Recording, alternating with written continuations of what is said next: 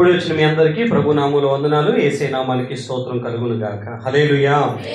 మనం Lent days లో ఉన్నాం. 40 రోజుల క్రైస్తవులందరూ కూడా ఉపవాసం ఉండి దేవుని దగ్గర ప్రార్థనలు జరిగించేటటువంటి కాలం. ఈ ఉపవాస దినాల్లో ఈ వారం చాలా ప్రాముఖ్యతను సంతరించుకుంటుంది. యేసుక్రీస్తు ప్రభుల వారు చనిపోవటానికంటే ముందుగా తాను రాజుగా యెరూషలేము ప్రవేశం చేసినటువంటి విధానాన్ని పురస్కరించుకొని ఈరోజు పామ్ సండే, మట్టల ఆదివారం అనేటటువంటి ప్రోగ్రాం చేస్తూ ఉంటారు. ప్రపంచం అంతా క్రైస్తవ సంఘాలు ఎక్కడైతే ఉన్నాయో వారందరూ మట్టల ఆదివారాన్ని, పామ్ సండేని జరుపుకుంటూ ఉంటారు. అంటే అంజూరపు కొన్ని చెట్లను తీసుకొని వచ్చి అక్కడ పరిచి, కొన్ని బట్టలు పరిచి రాజుగా వస్తున్నటువంటి యేసు ప్రభు వారికి గ్రాండ్ వెల్కమ్ పలుకుతారు. సో దీని గురించి ఈరోజు అందరూ మాట్లాడుతూ ఉంటారు. ఆల్రెడీ దీని మీద ఒక 2 ప్రసంగాలు నేను ఆల్రెడీ మీకు పర్సనల్గా కూడా పంపించాను. పామ్ సండేలో హోసన్నా అనంటే ప్లీజింగ్ అండ్ ప్రైజింగ్ అనే ఒక ప్రసంగాన్ని చెప్పాను. అసలు పామ్ సండే అంటే అర్థం ఏంటి, దాని నేపథ్యం ఏంటి, ఎందుకు చేస్తారు, ఎలా చేయాలి, ఇలాంటి విషయాలన్నింటినీ కూడా మాట్లాడటం జరిగింది. మీరు ఇంటికి వెళ్ళిన తర్వాత ఆ 2 ప్రసంగాలను కొంచెం సమయం తీసుకొని మరలా వినండి, అవి మీకు ఉపయోగపడతాయి. ఓకేనా? అయితే యథావిధిగా మనం అధ్యాయం వెంబడి అధ్యాయం చదువుకుంటూ వెళ్తున్నాం కాబట్టి యోహాను సువార్త 18వ అధ్యాయాన్ని ఈరోజు మనం ధ్యానం చేసుకుందాం. యోహాను సువార్త 18వ అధ్యాయంలో ఉన్నటువంటి ప్రాముఖ్యత ఏంటి, అసలు అధ్యాయంలో ఏముంది అని మీరు గమనిస్తే 40 వచనాలతో కూడినటువంటి అధ్యాయంలో ఇంచుమించుగా చాలా వైవిధ్యమైనటువంటి పనులు లేకపోతే కార్యకలాపాలు మనం చూస్తాం. యేసు ప్రభు వారి శిష్యులతో గడిపిన సందర్భం, మనుషులతో గడిపిన సందర్భం, బోధ, స్వస్థతలు, అద్భుతాలకు సంబంధించిన విషయాలు మొత్తం పూర్తయిపోయి ఇక చివరికి ఆయన శిలువ మరణానికి అప్పగించబడబోతున్నటువంటి క్షణాలవి. 18వ అధ్యాయంలో ఆయన శిష్యులతో మాట్లాడి వారి కోసం ప్రార్థన చేసి పర్సిక్యూషన్ కోసం వారిని ప్రిపేర్ చేసిన తర్వాత గెత్సెమనే తోటలోనికి వెళ్ళి ఆయన మోకరిల్లి ప్రార్థన చేయడానికి ఆయన ఉపక్రమిస్తారు. శిష్యులందరూ కలిసి తరచుగా అక్కడికి వెళ్తూ ఉంటారు ఆ తోటకి. అంటే 12 మంది శిష్యులు, యేసు ప్రభు వారు చాలా తరచుగా అక్కడికి వెళ్ళి వస్తూ ఉంటారు, ప్రార్థన చేసుకుంటూ ఉంటారు. అందరికీ తెలిసినటువంటి ప్లేస్ అది. అంటే యేసు ప్రభు శిష్యులకి, యేసు ప్రభుకి చాలా పరిచయం. ఎప్పుడు అక్కడికి వచ్చినా, ఆ ప్రాంతానికి వచ్చినా ఆ తోటకు వెళ్ళి ప్రార్థన చేసుకోవటం అనేది వారికి అలవాటు. సో యేసు ప్రభు వారు ఆ గెత్సెమనే తోటలోనికి వెళ్ళి ప్రార్థన చేయటానికి వెళ్ళారు. ఈలోపు యూదా అనేటటువంటి ఇస్కరియోతు యూదా అనేటటువంటి వ్యక్తి ప్రభుకి నమ్మక ద్రోహం చేసి సైనికులను తీసుకొని వచ్చాడు పట్టించటానికి. ప్రభువుని 30 వెండి నాణాలకు అమ్మివేసి ప్రధాన యాజకులకి అప్పగించడానికి ఆయన ఎక్కడుంటారో పక్కా ప్లాన్తో సైనికులను తీసుకొని అక్కడికి వచ్చారు. అక్కడ మీరు 18వ అధ్యాయంలో మీరు 3వ వచనం చూడండి. కావున యూదా సైనికులను ప్రధాన యాజకులు పరిసయ్యులు పంపిన బంట్రోత్తులను వెంటబెట్టుకొని, ఇక్కడ మీకు యూదా సైనికులు ఉన్నారు, ప్రధాన యాజకులు పరిసయ్యులు పంపిన బంట్రోత్తులున్నారు. వారందరిని వెంటబెట్టుకొని దివిటేలతోనూ దీపములతోనూ ఆయుధములతోనూ అక్కడికి వచ్చారు అని రాసుంటుంది. యాక్చువల్గా ఇక్కడ మీరు గమనిస్తే యూదా సైనికులు లేదా ప్రధాన యాజకులు పరిసయ్యులు పంపిన బంట్రోత్తులు అని రాసు. డిటాచ్మెంట్ అనేటటువంటి ఓడు ఇక్కడ వాడారు. డిటాచ్మెంట్ అనంటే గ్రీక్లో 2 పదాలు వాళ్ళు ఉపయోగించారు. కోహర్ట్ అనేటటువంటి పదాన్ని, స్పెయిరా అనేటటువంటి పదాన్ని. కోహర్ట్ అంటే అర్థం గ్రీక్లో 600 మంది సైనికులు. మిలిటరీ గ్రూప్ లేదా మిలిటరీ యూనిట్ని కోహర్ట్ అంటారు రోమా లాంగ్వేజ్లో, అంటే గ్రీక్ లాంగ్వేజ్లో. ఇంకా గ్రూప్ ఆఫ్ పీపుల్ అని అంటారు. అంటే ఒక గుంపు సమూహాన్ని కోహర్ట్గా పిలుస్తారు. ఇంచుమించు ఒక కోహర్ట్లో 600 మంది సైనికులు ఉంటారు. మిలిటరీ యూనిట్స్ 600 మంది వచ్చారు. వీరందరూ కలిసి ఒక తోటలో ఒక వ్యక్తిని పట్టుకోవటానికి వచ్చారు. దివిటీలను, దీపములను, ఆయుధాలను తీసుకొని వచ్చారంట వాళ్ళు. జాగ్రత్త మీరు అర్థం చేసుకోనండి. స్పెయిరా అని అంటే అర్థం ఏంటో తెలుసా? ఇంచుమించు 500 నుంచి 1000 మంది మధ్యలో ఉన్న సైనికుల యొక్క సమూహాన్ని స్పెయిరా అని అంటారు.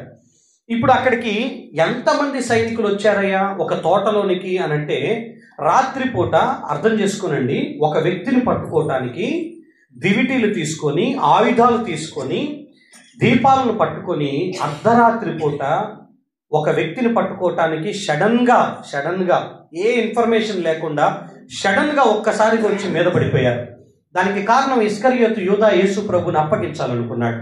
ఆయన ఏ తోటలో ఉన్నాడో ఆ తోటలోనికి 1000 మంది సైనికులు ఒక్కసారిగా వచ్చారు. మీరు అర్థం చేసుకోవాలి, ఒకే చోట 1000 మంది సైనికులు ఒక్కసారిగా ఒక తోటను మోహరించారు అని అంటే ఇక మనిషి తప్పించుకోవటానికి వీలు లేదు. తోట మొత్తం చుట్టేస్తారు, తోట లోపల జనాలు సైనికులు ఉంటారు. ఇంతమంది వచ్చేసరికి శిష్యులు బెదిరిపోయినటువంటి పరిస్థితులు మనం చూస్తాం. ఏం జరుగుతుందో ఎవరికి అర్థం కావట్లేదు. వాళ్ళు ఆ చీకట్లో దీపాలు పట్టుకొని ఒక్కొక్క మనిషి దగ్గరికి వచ్చి వారి ముఖాలు చూస్తూ ఎవరు అని వెతుకుతూ ఉన్నారు. యేసు ప్రభు అంటారు, ఎవరిని వెతుకుతున్నారు మీరు, దేనికోసం వెతుకుతున్నారు అని అంటే, నజరేయుడైన యేసుని మేము వెతుకుతున్నాము అని అంటారు. అయితే ఆయన్ని నేనే అని చెప్తారు. ఆయన ఆ మాట వినగానే వారు వెనక్కి పడిపోతారు. ఆయన మరలా వాళ్ళు వెతకటం ప్రారంభిస్తే అసలు ఏం వెతుకుతున్నారు మీరు అని అడుగుతారు. లేదు, మేము నజరేయుడైన యేసుని వెతుకుతున్నాము అని అన్నప్పుడు అప్పుడు ఆయన చెప్పిన మాట, నేను చెప్పాను కదా, నేనే ఆయనను, నన్ను పట్టుకోనండి. ఇదిగో నేను ఎప్పుడు సమాజ మందిరంలో ఉన్నాను కదా, రహస్యంగా ఏ రోజు దాక్కోలేదు కదా. నా బోధ, నా కార్యాలు, నా మాటలు అన్నీ కూడా బహిరంగంగానే జరిగినాయి. సమాజ మందిరాల్లోనే నేను బోధించాను. నేను ఎక్కడ దాగి చెప్పింది చేసింది ఏది లేదు. మీరు ఎందుకు ఇంత ఒక దొంగను పట్టుకున్నట్లుగా ఆయుధాలు తీసుకొని మరి ఇక్కడికి రావాలి? అంత అవసరం లేదు కదా, నన్ను తీసుకెళ్ళానండి అని అన్నారు. యాక్చువల్గా యేసు ప్రభు యొక్క దైవత్వంలో సార్వభౌమాధికారం లేకపోతే ప్రభు యొక్క మహాశక్తి ఎటువంటిదనంటే, ఆయన్ని ఎవరూ పట్టుకోలేదు, ఆయనకై ఆయన వారికి పట్టబడ్డాడు. మిస్ అవ్వాలి, తప్పించుకోవాలి, ఆయన గడియ రాలేదు అని అంటే మాత్రం అక్కడి నుంచి తప్పించుకోవటానికి చాలా ఈజీ వే ఉంటుంది. ఎందుకనంటే 12 మంది శిష్యుల్లో ఒక్కళ్ళు మాత్రమే బయట ఉన్నాడు, ఇస్కరియోతు యూదా. 11 ప్లస్ యేసు ప్రభు వారు 12 మంది. వీరందరూ యూదులు గనక, పురుషులైనటువంటి యూదులు నిలువుటంగిలు ధరిస్తారు. వారు ఒకే రకమైనటువంటి వేషధారణను, అంటే గడ్డాన్ని కానీ జుట్టును కానీ కోల మొఖాలు కానీ వాళ్ళ హైట్ వెయిట్ కానీ ఈక్వల్గా కనపడతాయి. అందుకే యేసు ప్రభుని పోల్చుకోలేకపోయారు, ఎవరో తెలియదు. అయితే ఆ చీకట్లో ఆయన తప్పించుకోవటం పెద్ద విషయం కాదు, కానీ నేనే అని చెప్పి తన సార్వభౌమాధికారాన్ని చూపించినటువంటి విధానం మనం గమనిస్తాం. ఆయన గడియ వచ్చింది, ఆయన సమయం వచ్చింది. అందుకే యోహాను సువార్తలో చాలా చోట్ల నా సమయం ఇంకా రాలేదు, 6వ అధ్యాయం 7వ అధ్యాయంలో నా సమయం వచ్చినప్పుడు నేనే అప్పగించబడతారు, నా సమయం ఇంకా రాలేదు. మనుష్య కుమారుని ఎవరు చంపలేరు, ఆయనకై ఆయన మనుషుల కొరకు ప్రాణం పెట్టుటకు, ఆ పెట్టిన ప్రాణాన్ని తీసుకునేటకు ఆయనకు అధికారం ఉంది. ఇది అక్కడ రాయబడినటువంటి లేఖనాలు. ఆ తర్వాత పేతురు ఆయన పట్టుకోవటానికి వచ్చినటువంటి ప్రధాన యాజకుని యొక్క సైనికుల్లో ఒక అతనికి చెవి నరికేస్తాడు. పేతురు దగ్గర కత్తి ఉంది, కత్తి దూసి చెవి నరికేశాడు. అతని పేరు మల్కు. అతని చెవి నరికేస్తే ప్రభువారు పేతురుని ఎంకరేజ్ చేయలేం. నాతో ఉంటూ కూడా నువ్వు కత్తి పెట్టుకొని తిరుగుతున్నావు, నాతో ఉంటూ కూడా నేనేదో చేయలేను, నన్ను నేను కాపాడుకోలేను అన్నట్టుగా నీవు నీ ఆయుధాన్ని తీసుకొని అతన్ని గాయపరిచావు. నేను ఇప్పుడు వేడుకుంటే, మిగతా సువార్తలు మీరు చదివితే ఇప్పటికిప్పుడు నా తండ్రి పరలోకం నుంచి 12 సైన్య వ్యూహాలను కూడా పంపిస్తాడు. ఆయన పంపిస్తాడు, నన్ను కాపాడడానికి తన దూతలను పంపిస్తాడు. కానీ ఇది నేను అప్పగించబడాల్సిన టైం, ఇది నా గిన్నె, ఇదిగో ఈ పాత్రలోనిది నేను త్రాగాల్సిన టైం, నా తండ్రి నా చేతికి ఇచ్చిన గిన్నెని నేను త్రాగాల్సినటువంటి టైం, ఇది నా గడియ. పేతురుని వెంటనే గద్దిస్తారు ఆయన. మీరు తర్వాత గమనిస్తే శిష్యులందరూ చెదిరిపోతారు. చెదిరిపోయినటువంటి శిష్యుల విషయంలో యేసు ప్రభువుని సైనికులు పట్టుకుంటారు, 3 దగ్గర తీసుకుని వెళ్తారు. మొదటిగా అన్న, రెండోది కయప, మూడోది పిలాతు. అన్న, కయప అనేవారు బంధువులు. ప్రధాన యాజకుడు కయప, కానీ అంతకుముందు అన్న పనిచేశాడు. ఇప్పుడు అన్న దగ్గర తీసుకుని వెళ్ళారు అర్ధరాత్రి పూట, కయప దగ్గర తీసుకుని వెళ్ళారు.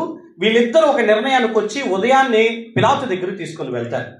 ఈ యేసు ప్రభుకు జరిగినటువంటిది ఎంత అన్జస్టిస్ అనంటే, ఎంత లేకపోతే ఏం చెప్పాలి, అన్యాయపు తీర్పు పొందాడు అంటానికి ఇవే నిదర్శనాలు. అర్ధరాత్రి పూట ఏ కోర్టు లేదు. ఆనాటి మొదలుకొని ఈనాడు కూడా అర్ధరాత్రి పూట ఏ కోర్టు నిర్వహించబడదు. సాయంత్రం అయితే కోర్టు వ్యవహారాలన్నీ ముగించబడతాయి. రాత్రిపూట కోర్టు వ్యవహారాలు జరగవు. యేసు ప్రభువుని అర్ధరాత్రి పూట అన్నా విచారించాడు, కైపా విచారించాడు. తెల్లవారగానే తీసుకొని వెళ్ళిపోయి ఇదిగో పిలాతు ముందు నుంచోబెట్టారు. పిలాతు చాలా రకాల ప్రశ్నలు అడుగుతూ వచ్చారు. 15వ అధ్యాయం 38వ వచనాన్ని చూస్తే, నాకు ఇతని యందు ఏ దోషం ఏ నేరం కనిపించట్లేదు, ఇతడికి శిక్ష విధించాలనేటటువంటి పరిస్థితులు అయితే నాకు కనిపించట్లేదు అని క్లియర్ కట్గా ఆయన చెప్పేస్తాడు. మీరు 4వ వచనాన్ని 6వ వచనాన్ని చూసినా కూడా ఆయన యందు నాకు ఏ దోషం కనిపించట్లేదు, నేను ఏ విధంగా శిక్ష వేయాలి, నేను ఆయన అన్ని సార్లు ఇంట్రాగేషన్ చేశాను, అతడిలో శిక్షించబడే అంత నేరం దోషం ఆయన చేసినట్లుగా నాకేమి కనిపించలేదు, కాబట్టి నేను శిక్ష విధించలేను అన్నట్లుగానే మాట్లాడతారు. ఇప్పుడు ప్రజలందరూ మాట్లాడుతున్న మాట ఏంటనంటే, ఆయన్ని చంపేయండి, ఆయన్ని చంపేయండి, ఆయన సిలువ వేయండి. పిలాతు చాలా ప్రయత్నం చేస్తాడు. ఎందుకంటే పిలాతు యొక్క భార్య, అతడు నీతిమంతుడు, రాత్రి నాకు చాలా దుఃఖం కలిగింది ఆయన విషయం అయి, అతడు ఏ తప్పు చేయలేదు, నువ్వు ఆయన విషయంలో కొంచెం జాగ్రత్తగా తీర్పు తీర్చమని చెప్తే, ఈయన విచారించినా తన భార్య చెప్పిన మాట ప్రకారంగా అయినా ఆయన శిక్షించటానికి మనసు లేని వాడై ఉన్నాడు. చివరికి ఒక మార్గం ఆలోచించాడు. మంచి ఐడియా అనుసరించలేని వాళ్ళ ముందు మాట్లాడకూడదు అంటానికి ఇది ఒక నిదర్శనం. మంచి సలహా ఏంటో తెలుసా? ఒక గుడ్ ఐడియా ఏంటంటే, పండగ వచ్చింది. అసలు ఆ టయానికి పిలాతుకి ఆ విషయం గుర్తు రావటం అనేది చాలా గొప్ప విషయం. నేను ఈ యొక్క అధ్యాయంలో చాలా ప్రసంగాలు మాట్లాడవచ్చు, బట్ ఈరోజు ప్రాముఖ్యంగా ఒక అంశాన్ని మీతో మాట్లాడతాను. పిలాతుకి ఆ టైంలో ఆయన విచక్షణ ఎంత బాగా పనిచేసిందనంటే, పండగ దినాన ఎవరో ఒక ఖైదీని విడిపించటం అనేది ఆచారంగా ఉంది కదా. మనకు ఆగస్టు 15 వస్తే సత్ప్రవర్తన కలిగిన ఖైదీలని విడిచిపెట్టినట్లుగా, ఇదిగో ఈ ఖైదీలను ఈ పండగ రోజున ఎవరో ఒకరిని విడిచిపెట్టడం అలవాటు ఉంది. నేను 2 పేర్లు చెప్తాను, వారిలో ఎవరు కావాలో కోరుకోనండి. ఎవరు కావాలి? మీ మీద బందిపోటుగా వచ్చి మిమ్మల్ని దోచుకొని అల్లరి రేపి నరహత్య చేసి కలహాలు పుట్టించినటువంటి ఒక పర్సన్ని మీ ముందు పెడుతున్నాను. అతని పేరు బరబ్బా. రెండోది ఇదిగో యేసు. ఈ 2లో ఒకరిని సెలెక్ట్ చేసుకోనండి, ఒకరిని చూస్ చేయండి.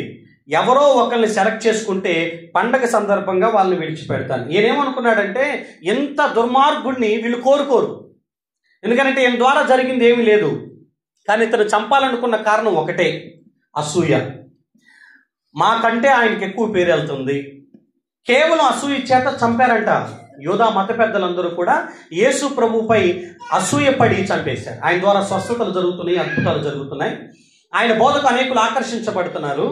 ఆయన నేనే దేవుణ్ణి అన్నట్లుగా ప్రకటించుకుంటున్నాడన్న విధానంలో అసూయపడి ఆయన చంపేశారు.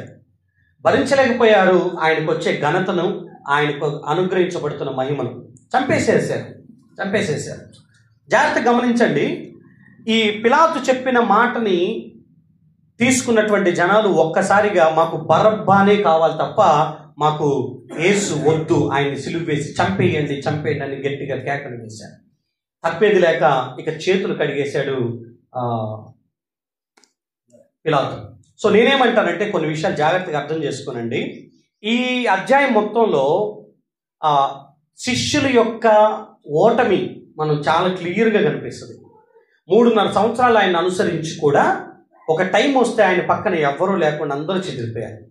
కారణం 1000 మంది సైనికులు వచ్చారు, వారికి భయం అనిపించింది. చేతులు ఆయుధాలు ఉన్నాయి, దివిటీలు ఉన్నాయి, లేకపోతే ఆ దీపాలు ఉన్నాయి. భయం వేసింది. వాళ్ళు మిలిటరీ, వాళ్ళందరూ కూడా సైనికులు కాబట్టి వాళ్ళు చూస్తే ఎవరికైనా భయం వేసి వెళ్ళిపోయిన పరిస్థితి ఉంది. రాజు ఒంటరిగా నిలబడినటువంటి పరిస్థితి, యేసు ప్రభు వారు ఒక్కడే నిలబడిపోయినటువంటి పరిస్థితి. 3.5 సంవత్సరాల అనుభవాన్ని, పరిచయాన్ని, బంధాన్ని 3 సెకండ్లో తెంచేసుకొని పారిపోయినటువంటి పరిస్థితి. ఆయన ఎటుపోతే మాకెందుకు అనుకొని వెళ్ళిపోయారు వాళ్ళంతా. ఇదే అధ్యాయంలో అందరూ వెళ్ళిపోవటం ఒక ఎత్తు అయితే, ఆయన తిండి తిని ఆయన ద్వారా అభిషేకం పొందినటువంటి వ్యక్తి ఆయనకి నమ్మక ద్రోహం చేసినటువంటి పరిస్థితి మరొకటి. యూదా 30 వెండి నాణాలకి అమ్మివేశాడు. తన స్వలాభానికి యేసు ప్రభుని అమ్మివేసిన పరిస్థితి మనం చూస్తాం. పేతురు ఆ యేసు ప్రభు అంటే ఎవరో నాకు తెలియదని 3 సార్లు అబద్ధమాడినటువంటి పరిస్థితి కూడా ఈ అధ్యాయంలో మీకు కనిపిస్తుంది. శిష్యుల ఓటమి అన్ని విధాలుగా ఉంది. అబద్ధం ఆడుతున్నారు, మోసం చేస్తున్నారు, వదిలిపెట్టి వెళ్ళిపోతున్నారు. ఇది జరిగిన సందర్భం. ఇంకా మీతో మాట్లాడాలి అని అంటే ఈ యొక్క అధ్యాయంలో, ఈ 18వ అధ్యాయం మొత్తంలో కూడా మోసము లేకపోతే నమ్మక ద్రోహము, అబద్ధమాడిన పేతుల్ని మనం ధ్యానం చేసుకోవచ్చు. అన్యాయపు తీర్పును గురించి మనం మాట్లాడుకోవచ్చు. ఇంకా ఈ యొక్క అంశాలు మాట్లాడాలంటే నేనే అనేటటువంటి ఒక ప్రసంగం చాలా గంభీరమైంది, దాన్ని కూడా మనం మాట్లాడుకోవచ్చు. ఇప్పుడు రండి 40వ వచనాన్ని నేను మీతో మాట్లాడతాను. అయితే వారు వీనిని వద్దు, బరబ్బాను విడుదల చేయమని మరలా కేకలు వేసిరి. ఈ బరబ్బా బందిపోటు దొంగ అనేటటువంటి పదం అక్కడ రాసుంటుంది. మాకు బరబ్బాను విడుదల చేయండి, బరబ్బాను మాకు పంపించండి. అసలు ఇంతకీ బరబ్బా ఎవరు?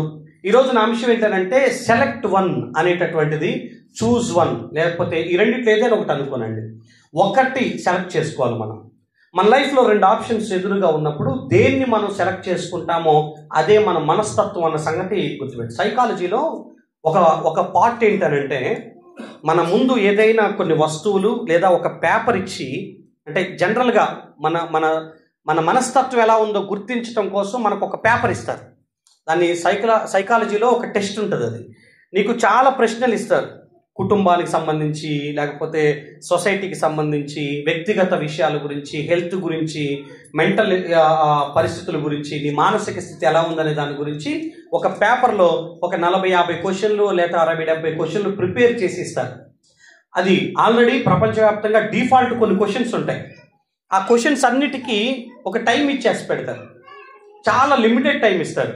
ఆ టైంలో వాటన్నిటికీ ఆన్సర్ చేసుకుంటూ రావాలి. ఆ ఆన్సర్స్ అన్నిటిని చూసి దాని ప్రకారంగా అతడు సెలెక్ట్ చేసిన దాన్ని బట్టి అతడి మనస్తత్వాన్ని తెలుసుకుంటారు.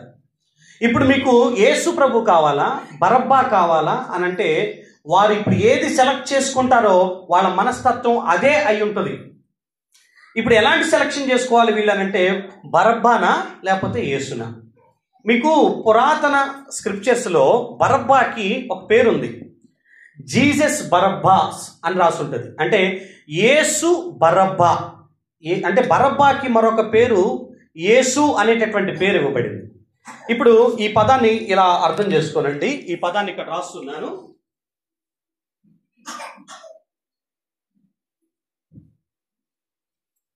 జీసస్ బరబ్బాస్ అని ఉంటుంది. ఇప్పుడు ఈయన కావాలా లేకపోతే జీసస్ ఆఫ్ నజరేత్ కావాలా? వీళ్ళిద్దరిలో ఎవరు మీకు కావాలి అనేటటువంటి అంశం వస్తే వాళ్ళు అంటున్నారు, ఈయన వద్దు, మాకు బరబ్బా కావాలి అని అడిగారు. ఈరోజు బరబ్బా గురించి ఇంకొంచెం లోతుగా మనం ధ్యానం చేసుకోవడానికి ప్రయత్నం చేద్దాం. అంటే అతను ఎవరు, అతని గురించి బైబిల్ ఏం మాట్లాడింది, అతని యొక్క లక్షణాలు ఏంటి, యేసు ఎవరు, ఆయన చేసిన పనులేంటి, ఆయనలో ఉన్న లక్షణాలు ఏంటి, ఎవరిని మనం చూజ్ చేసుకోగలుగుతాము, వాళ్ళు ఎందుకు అతన్ని చూజ్ చేసుకున్నారు, ఈ విషయాన్ని కొంచెం జాగ్రత్తగా అర్థం చేసుకునండి. బరబ్బాస్ అనేటటువంటి పేరు సరిగ్గా దాని అర్థం మాట్లాడాలనంటే బర్ అబ్బా అనేటటువంటి పదం. ఈ పదాన్ని గుర్తుపెట్టుకోనండి, మీకు చాలా విషయాలు నేను చెప్తాను. అబ్బా అంటే మనకు తెలుసు తండ్రి అని. అబ్బా అనే పదం తండ్రి అనేటటువంటి పదం. బర్ అంటే కుమారుడు అని అర్థం, అంటే సన్ ఆఫ్ ద ఫాదర్ అని అర్థం.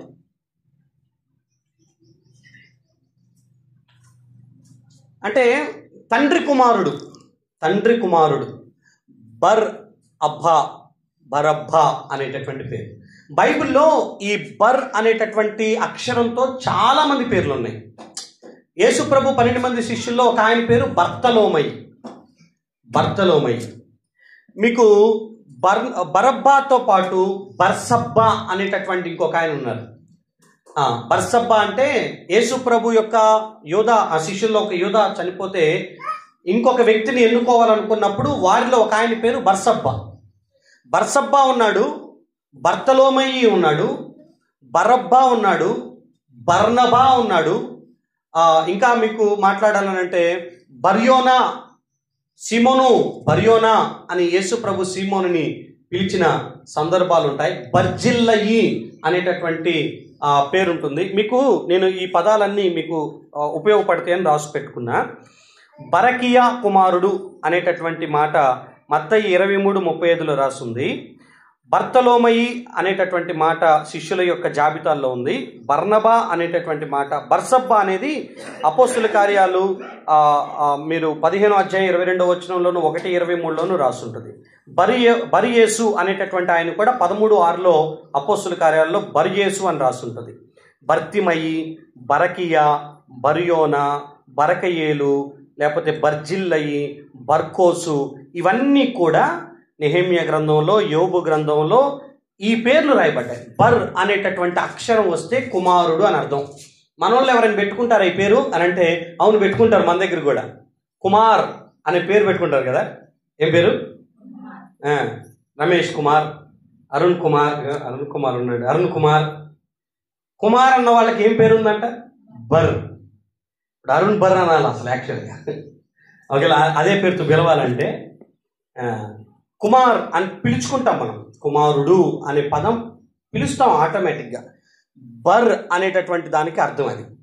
ఈయన గురించి 4 సువార్తలు 4 మాట్లాడారు. ఎవ్వరు వదిలిపెట్టలేదు ఇతని యొక్క పేరు. ఇంచుమించు కొత్త నిబంధనలో 10 సార్లు ఈయన పేరు రాయబడింది. బరబ్బా అనేటటువంటి పేరు 10 సార్లు మెన్షన్ చేయబడింది. ఈ 10 సార్లు మెన్షన్ చేయబడినటువంటి ఈ చోట 4 రాసినటువంటి ఈ చోట ఆయన గురించి కొన్ని విషయాలు మనకు తెలుస్తాయి. ఆయన ఫ్యామిలీ ఉందో లేదో తెలియదు. ఆయన ఎవరు కుమారుడు ఏంటి అనేది మనకు తెలియదు. ఆయనకి పెళ్ళయిందో లేదో కూడా మనకు తెలియదు. ఆయనకి పిల్లలు ఉన్నారో లేదో తెలియదు. ఆయన ఏ వృత్తి చేసేవాడో మనకు తెలియదు. లేకపోతే ఆయన బ్యాక్గ్రౌండ్ ఏంటో మనకు తెలియదు. కానీ ఆయన ఏ స్థితిలో ఉన్నాడో, ఇప్పుడు ఏం చేశాడో అనేది కొన్ని విషయాలు ఉన్నాయి. వాటిని మనం ఒకసారి చూసి ధ్యానం చేసుకోవటానికి ప్రయత్నం చేద్దాం. రండి, మత్తయి సువార్త 27వ అధ్యాయం 16వ వచనం. మత్తయి సువార్త 27:16. ఇక్కడ రాయబడినటువంటి పదం ఈ విధంగా రాస్తుంది. ఆ కాలమందు బరబ్బా అను ప్రసిద్ధుడైన ఒక ఖైదీ చెరసాలలో ఉండెను. ఇక్కడ రాయబడిన మాట బరబ్బా ప్రసిద్ధుడైన ఖైదీ. ప్రసిద్ధుడైన ఖైదీ. ఈ 2 పదాలు ఒక దగ్గర పెట్టాలంటే కొంచెం ఇబ్బంది అనిపించింది.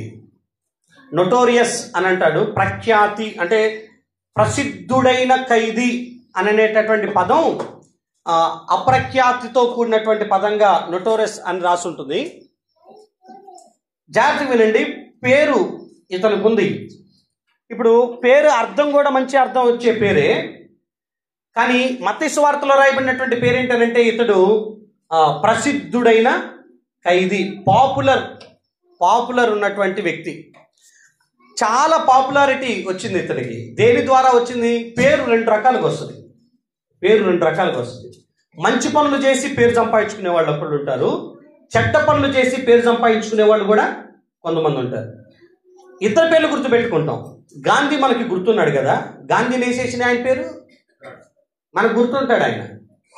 ఆయన చేసింది ఏందయ్యా ప్రపంచంలో, ఆయన సాధించింది ఏందయ్యా అంటే ఇగో గాంధీని చంపటమే. గాంధీని చంపిన వ్యక్తిని దేశం గుర్తుపెట్టుకుంటుంది, గాంధీని కూడా గుర్తుపెట్టుకుంటుంది. నేనేమంటానంటే చెడ్డవారు పాపులారిటీ కోసం చెడ్డతనాన్ని అనుసరించే వాళ్ళు కొంతమంది ఉన్నారు. అంటే ఈ పని చేస్తే నాకు పేరు వస్తుంది అని అనుకోవటానికి. మీకు అమెరికాలో ఒక సంఘటన మీకు గుర్తుందో లేదో, ఒక స్కూల్లోనికి ఒక గన్ను తీసుకొని వెళ్ళి పిల్లలందరినీ కాల్చి పడేసి, టీచర్స్ని పిల్లలందరినీ కాల్చి పడేసినటువంటి ఒక స్టూడెంట్ ఉన్నాడు. ఎందుకురా చంపేసావనంటే నా పేరు పేపర్లో వచ్చిద్దని, టీవీలో చూపిస్తారని నేను ఈ పని చేశానని చెప్పినటువంటి సందర్భాలవి. పాపులారిటీ కోసం ఏదైనా చేయటానికి రెడీ. ఇంకా చెప్పాలనంటే పేరు కోసం ఎన్ని అడ్డదారులు దొక్కుతామో మనకే తెలవదు. ఎన్ని అడ్డదారులు దొక్కుతామో. ఈ సోషల్ మీడియాలో వచ్చిన తర్వాత పాపులారిటీ కోసం ప్రాకులాడేటటువంటి మహానుభావులు చాలామంది అంటే వారి డ్రెస్సింగ్ సెన్స్ ద్వారా, వారి హావభావాల ద్వారా, వాళ్ళ మాటల ద్వారా ఏదో పాపులారిటీని సంపాదించుకోవటానికి ఆ దారి ఎంచుకొని వెళ్తూ ఉంటారు. వారికి పేరు కావాలంతే, బస్ ఆహా అని అనుకోవాలంతే. దానికోసం ఏదైనా చేస్తారు. దానికోసం ఒకవేళ మోరల్ ఎథిక్స్ ఏమైనా ఉంటే తీసి గంగలో కలుపుతారు అంతే. అరే నా డ్రెస్ ఇలా ఉండి నేను ఈ వీడియోలో కనపడితే చూసేటోళ్ళకి బాగోదు కదా అన్న ఇంగితం ఆడవాళ్ళకు ఉండదు. అరే నేను ఈ పని చేస్తే దేవుడి నామానికి అవమానం కదా అని చెప్పేసి మగవాళ్ళకు ఉండదు. అంటే స్టేటస్ల్లో సినిమా పాటలు పెట్టుకుంటూ డమ్ షరాఫా అంతే కదా, అంటే వాళ్ళు పాట పాడుతుంటారు, వీళ్ళు పెద్దలు కల్పిస్తూ ఉంటారు. ఏందయ్యా ఇలా కథ అంతా అని అంటే పేరు కావాలి. ఎవరి కోసం అయ్యా అంటే సొసైటీలో మేము గొప్పోళ్ళం, మేము మంచోళ్ళం, లేకపోతే మేము ఇది అని చెప్పుకోవటానికి కొన్ని కావాలి, లేకపోతే కుదరదు. పేరు సంపాదించుకోవటం వేరు, మంచి పేరు సంపాదించుకోవటం వేరు, రెండింటికి తేడా ఉంది. హల్లెలూయా. ఇటు చూడండి మీ పిల్లలందరికీ 2000 వందనాలు. వాళ్ళందరినీ చూసి ఇంటికి వెళ్ళిన తర్వాత మురిపి మాడండి, ముద్దాడండి. ఇప్పుడు అట్టి ఇటు తిరుగుతుంటే గుంజి ఇట్ట కూర్చోబెట్టండి, మురిపాలు ఆడొద్దు. ఏమవుతుందనంటే కొన్నిసార్లు మీరు ముద్దాడుతూ మురిపు ఆడేది పక్కనోడికి కూడా ఇబ్బంది. మీకు ఇష్టమే మీ పిల్లలంటే నాకు తెలుసు, నెత్తిన పెట్టుకుంటారు నాకు తెలుసు. ఇంటికి వెళ్ళిన తర్వాత మీరు ఎంత ముద్దాడినా మురిపు ఆడిన ఇబ్బంది ఏం లేదు. కానీ పిల్లలకి ఇప్పటి నుంచే చెప్పండి, అలా కూర్చోబెట్టండి, అలా ఉంచండి, ఇలా ఉండాలి అని చెప్పండి. వినకపోతే వాళ్ళకి ఏదైనా ఇచ్చి అలా కూర్చోబెట్టండి. అంటే చాక్లెట్ ఏదో వచ్చేటప్పుడు తెచ్చుకొని వాడికి పెట్టండి, అడిగిన ఆడు కూర్చుంటాడు. సో కొంచెం మీరు మీ వల్ల ఇంకొకరు డిస్టర్బ్ కాకుండా చూడండి, ఓకేనా? రైట్. ఇక్కడ చూడండి, ఈ పాపులారిటీ అనేటటువంటిది పెద్ద వ్యసనం. మనుషులకు ఉన్నటువంటి వ్యసనాల్లో జీవపు డంబం అనేది శరీర క్రియల్లో, శరీరేచ్ఛల్లో అదొక భాగం. జీవపు డంబం అనేది, ఇదిగో లోక మహిమలన్నింటినీ ఒక్క నిమిషంలో చూపించి నువ్వు నాకు సాగిలి పడితే ఇదంతా ఇచ్చేస్తాననేది జీవపు డంబానికి సంబంధించినటువంటి విషయం. పేరు సంపాదించుకోవటానికి, మంచి పేరు సంపాదించుకోవటానికి చాలా ఫరక్ ఉంది మనకి. మీరు రండి, ప్రసంగి గ్రంథం 7వ అధ్యాయం 1వ వచనం చూడండి. ప్రసంగి గ్రంథం 7వ అధ్యాయం 1వ వచనం, సుగంధ తైలం కంటే మంచి పేరు ఏందంట? మేలు. ఒకని జన్మదినం కంటే మరణదినం మేలు. సుగంధ తైలం కంటే మంచి పేరే మేలు.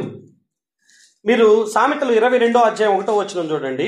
గొప్ప ఐశ్వర్యం కంటే మంచి పేరును, వెండి బంగారము కంటే దయయు కోరదగినవి అని రాస్తుంది. గొప్ప ఐశ్వర్యం కంటే, సుగంధ తైలము కంటే మంచి పేరు మేలు. అవి కోరుకోదగినటువంటివి.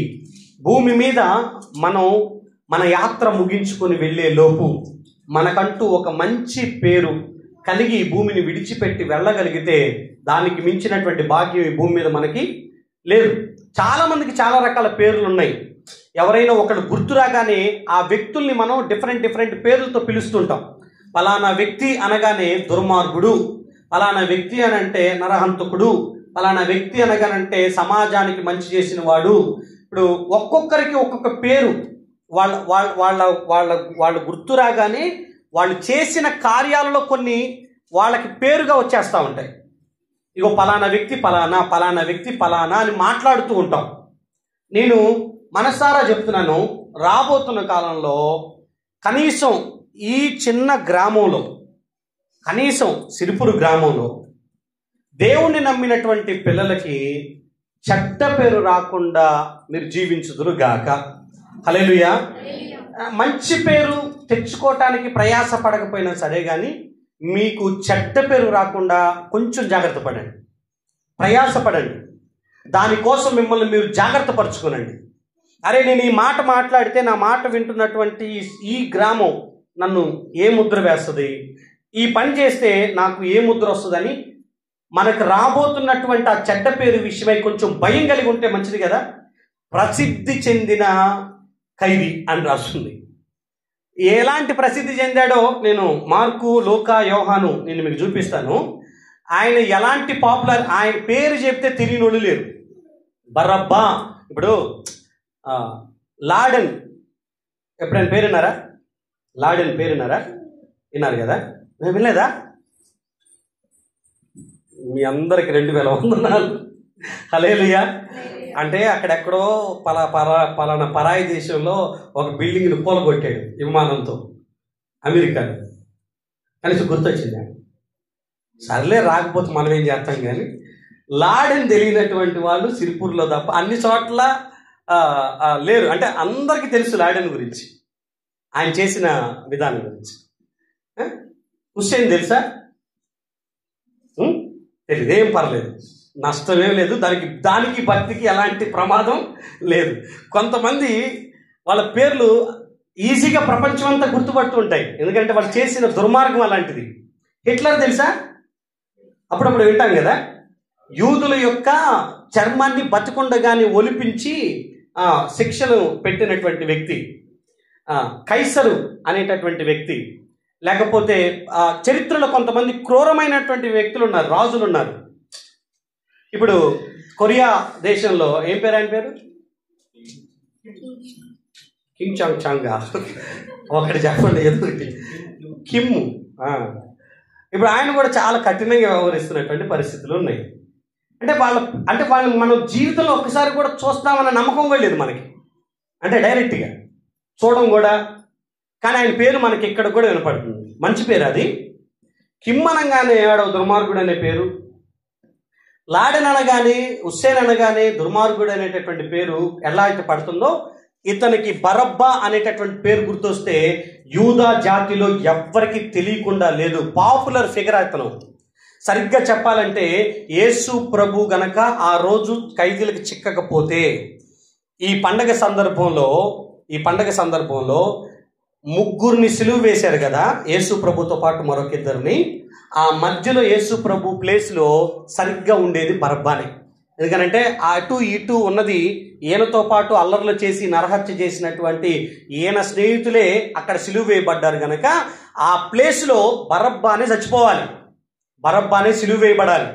అయితే చంపబడాల్సిన వ్యక్తి ఏమో విడుదల చేయబడుతున్నాడు, విడుదల చేయబడాల్సిన వ్యక్తి ఏమో చంపబడుతున్నాడు. ఇతని ప్లేస్కి ఆయన వచ్చేసేసాడు. ఇప్పుడు జాగ్రత్త వినండి. పేరు సంపాదించుకోవటం కోసం అడ్డదారులు తొక్కినటువంటి పరిస్థితులు కొంతమందికి. ఈ పని చేస్తే పేరు వస్తుందని. ఇప్పుడు మీడియాలో ప్రవీణ్ అన్న హత్య లేకపోతే యాక్సిడెంటా ఇంకా ఏది నిర్ధారణ కాక మునిపే క్రైస్తవ సమాజంలో కూడా కొంతమంది వాళ్ళ పాపులారిటీ కొరక లేకపోతే నిజంగా ప్రేమ కొరక తెలియదు, నిజ నిర్ధారణ రాకమునిపే కొన్ని మాటలు అంటే లేఖనానికి దాటి మాట్లాడటం. అంటే సేవకులు అన్నప్పుడు లేఖనాన్ని దాటి మాట్లాడేటటువంటి కొన్ని మాటలు, లేకపోతే అవి బూతులు అవ్వచ్చు, లేకపోతే నేనేంటో చూస్తాను అని లోకం పరంగా మాట్లాడటం అవ్వచ్చు. ఇవి వాక్యానికి విరోధమైనటువంటి పనులు అవుతాయి. వాళ్ళ పేరు ఎలా వెళ్ళిపోతుంది అని అంటే, వాళ్ళ పేరు ఎలా ఫేమ్ అవుతుంది అని అంటే, ఇగో ఇలా సోషల్ మీడియాలో కూడా కొంతమంది పేరు సంపాదించుకుంటుంటారు కదా. సతీష్ కుమార్ గారు ఇట్లా అని, లేకపోతే ఇంకొకళ్ళు ఇట్లా అని, ఇంకొకళ్ళు అట్లా అని, వీళ్ళని గురించి 4 చెడ్డ మాటలు మాట్లాడితే వాళ్ళ పేరు చాలా ఈజీగా ఏసన్న గారు ఫలానా అని తెలియటానికి 40 ఏళ్ళు పట్టింది. 40 ఏళ్ళు పట్టింది. ఈ రోజుల్లో నీకు పేరు రావాలంటే 40 ప్రసంగాలు చేస్తే సరిపోతుంది. మీడియాలో 40 ఎపిసోడ్లో 40 మందిని తిడితే చాలు, నువ్వు పాపులర్ ఫిగర్ అయిపోతున్నావు. కరోనా టైంలో ఎవరు ఎలా హైప్ అయిపోయారనంటే ఎవరికి తెలియదు వాళ్ళు ఒకప్పుడు, కానీ వాళ్ళు ఒక్కసారిగా పాపులారిటీలోకి వచ్చేసేసారు. నేనేమంటానంటే నా ప్రియమైన బిడ్డ, పేరు సంపాదించుకోవటం కోసం మనుషులు ప్రాకులాట అంతా ఇంత కాదు. దానికోసం డబ్బు పెడుతున్నారు, దానికోసం ఒళ్ళు హోనం చేసుకుంటున్నారు, అన్నిటినీ వేయపరుస్తున్నారు. మీరు ఒకవేళ సంపాదించుకోగలిగితే మంచి పేరునే సంపాదించుకుందరు గాక. సో రెండోది, మార్కు సువార్త దగ్గరికి మీరు రండి. మీకు ఇక్కడ ఒక విషయాన్ని జ్ఞాపకం చేస్తాను. 15వ అధ్యాయం 7వ వచనం. 15వ అధ్యాయం 7వ వచనం ఇక్కడ ఏం రాస్తుందంటే, అధికారులను ఎదిరించి కలహములో నరహత్య చేసిన వారితో కూడా బంధింపబడి ఉండిన బరబ్బా అను ఒకడుండేను అని రాసు. అధికారులను ఎదిరించి కలహములో నరహత్య చేసిన వారితో కూడా ఉన్నాడు. ఇప్పుడు లోకాసు వార్త దగ్గరికి రండి. 23వ అధ్యాయం 19వ వచనం. దీన్ని రెండింటిని కలిపి నేను మీతో మాట్లాడతాను. 23:19 ఇక్కడ వీడు పట్టణంలో జరిగించిన ఒక అల్లరి నిమిత్తమును నరహత్య నిమిత్తమును చెరసాలలో వేయబడిన వాడు. బరబ్బాను గురించి మాట్లాడుతూ వీడు అల్లరి నిమిత్తము నరహత్య నిమిత్తము చెరసాలలో వేయబడినటువంటి వాడు. ఈ రెండింటిని జాగ్రత్త చూడండి. కలహములో నరహత్య చేసిన వారితో ఉన్నాడు అని అక్కడుంటే, ఇక్కడ అల్లరి రేపింది, నరహత్య చేసింది ఇతనే అన్నట్లుగా లోకా గారు ఇన్ డీటెయిల్డ్గా మాట్లాడతారు. ఇతనిలో ఈ 2 లక్షణాలు చెప్తున్నాను. కలహపడటం, అల్లరి రేపటం. నరహత్య చేయటం. ఈ 2 రిఫరెన్సుల్లో ఈ 3 విషయాలు అర్థం చేసుకునండి. కలహపడటం, అల్లరి రేపటం, ఇది బరబ్బాకున్నటువంటి మరొక లక్షణం. సమాధాన పరచువారు ధన్యులు, వారు ఎవరవుతారంట? దేవుని కుమారులు అవుతారు. దేవుని కుమారులు అవుతారు. కలహానికి కాలు దూతూ లేకపోతే అల్లరిని రెచ్చగొడుతూ అల్లరిని రేపేటటువంటి విధానం ఇగో ఈ వ్యక్తికి ఉంది. అల్లరి రేపటానికి ప్రధాన ఆయుధం నోరు. నాలుగుతో ఎదుటివారిని రెచ్చగొట్టొచ్చు, ఎదుటివారిని గొడవలకి పురుకొల్పొచ్చు. ఇదే నాలుగుతో ఆ గొడవని చల్లబరచొచ్చు. మన నాలుకలో జీవమరణాలు ఉన్నాయి అనేది సామెతల గ్రంథంలో రాయబడినటువంటి మాట. నాలుకను అదుపులో పెట్టుకోకపోతే ఆ నాలుక ద్వారానే మన పతనం, మన నాశనం ఉంటుందనేది లేఖనం చెప్పేటటువంటి విషయం. నరహత్య చేశారంట, కలహాన్ని లేకపోతే అల్లరిని రేపాడు అనేటటువంటి మాట రాస్తుంటుంది. మీకు ఒక 2 మాటలు జ్ఞాపకం చేస్తాను. 64వ కీర్తన 8వ వచనం చూడండి. 64వ కీర్తన 8వ వచనం. అక్కడ